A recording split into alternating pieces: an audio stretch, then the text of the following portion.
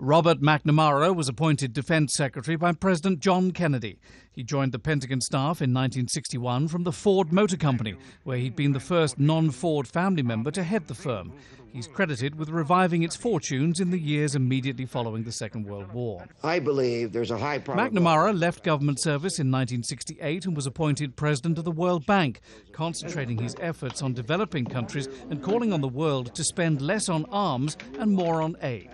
But it is as U.S. Defense Secretary that Robert McNamara will be closely remembered. First, for being at Kennedy's side during the 1962 Cuban Missile Crisis, when the world came its closest to nuclear catastrophe, and then as the man who oversaw U.S. involvement in the Vietnam War, in which tens of thousands of U.S. troops and millions of Vietnamese died.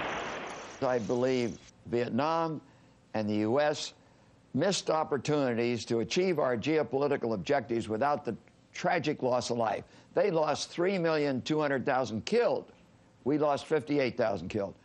As an old man, McNamara famously took part in a 2003 Oscar-winning documentary film called The Fog of War, in which he expressed regret that more hadn't been learned from the lessons of Vietnam, calling the war terribly wrong and based on mistaken assumptions. He made the same point in his memoirs and in later interviews. Referring to the killing of 100,000 Japanese civilians in Tokyo, a policy McNamara helped to shape, he once said, "I'd say we were behaving as war criminals."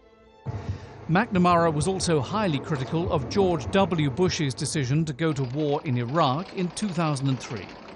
In later life, McNamara became a staunch supporter of nuclear disarmament and non-proliferation, and reflected on the dangers of America going it alone in the world.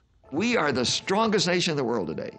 I do not believe we should ever apply that economic, political, or military power unilaterally.